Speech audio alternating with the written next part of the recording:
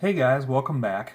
Today we're going to be taking a look at the Mossberg 500 Zombie Edition. Most people are pretty familiar with the Mossberg 500. It's a 12 gauge shotgun. It has this one in particular has a 20-inch cylinder bore barrel. It's 7 rounds in the magazine plus 1 in the chamber. It is pump action. It has dual action bars. It's got the rear tang safety on the back of it, so it's ambidextrous. And the slide release is down here underneath the trigger guard, right behind your trigger finger. I picked this up for several reasons. One, I at the time was looking for a 12 gauge shotgun for home defense, and I wanted something that had a little bit larger capacity. So this was perfect for me since it had the 20-inch barrel and the extended magazine already on it. So number two, the barrel is actually not glossy. It's more of a parkerized finish rather. Kind of a matte black.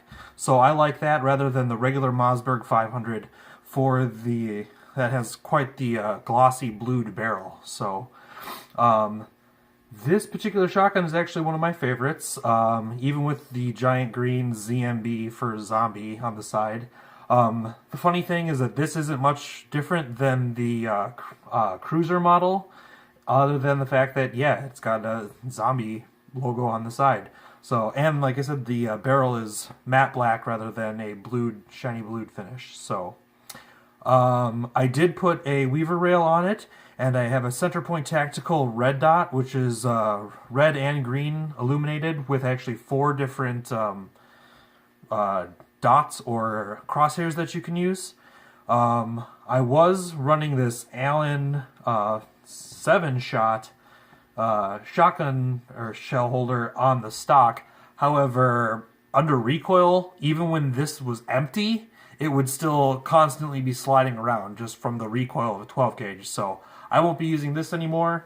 Obviously, got plenty of shotgun shells on a bandolier style belt if you want. So that's plenty, plus the 8 and the actual gun. They do, obviously, for Mossberg 500, sell side saddle shell holders that mount onto the receiver and are quite a bit more stable, but they're going to add quite a bit more weight since they're usually made out of metal. So it's not something I would necessarily recommend because this shotgun gets pretty heavy when it's fully loaded anyways. You'll actually be seeing some footage rolled in throughout the video of me shooting it. We've got some pink Federal number 8 shot for breast cancer awareness. We had some Remington 3-inch Magnum Slugs, the high brass. This is a 3-inch chamber, so it does take 3-inch Magnums. And then we were also shooting some Suprema 9-pellet Buckshot. And I'll show you actually some targets over here that we did once we got it pattern for all of those things and to see how they performed. We can talk about each of those ammunition in separate videos coming up, but besides the weaver rail and the Centerpoint Tactical red dot, the only other thing I have on here is a recoil pad from Shooter Pads. They are definitely still in business. This is an amazing recoil pad. It's gel filled, so it makes those high brass Magnum shells real easy to handle. It's very, very soft on the shoulder. I fired this all day, for the whole time I was at the range, and yeah, my shoulder wasn't even sore. So definitely a lifesaver there for the recoil pad. So we can take a look at some of the targets that we shot that day, just to see how the patterning went. To start with, we had the number 8 Birdshot. Number 8 Birdshot at 10 feet. Pretty much just one big ragged hole there, a little bit starting to spread out, so that's not bad with the cylinder bore. Then we move up here. This is the number 8 Birdshot at 7 yards. So that's actually a pretty tight pattern. We saw we were shooting to the right, so we adjusted a little bit and we got back on target there. So yeah, number 8 Birdshot at 7 yards, not bad.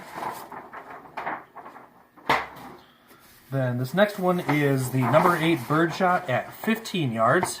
You can see it's pretty much covering, bottom of the paper all the way up to the highest ones are up here. So that's a pretty good spread at 15 yards. And it's pretty dense. You definitely break a clay at 15 yards. So, I mean, you could take birds down with this, no problem, I'd say. Definitely at 15 yards. We'll look at number 8 Birdshot at 25 yards. I mean, our pattern is definitely opening up quite a bit, but I don't see a place for a clay to fit through, really. So I'd say, yeah, you'd still take down a bird, you'd still take down a clay at 25 yards, and that's about maximum distance when you're, you know, shooting a cylinder bore, 25 yards for a birdshot. That's not bad, so I'm pretty happy with that, considering. We'll take a look at some buckshot next. This was the Suprema buckshot, which I was not really impressed with. We'll look at the bottom. This was 10 feet.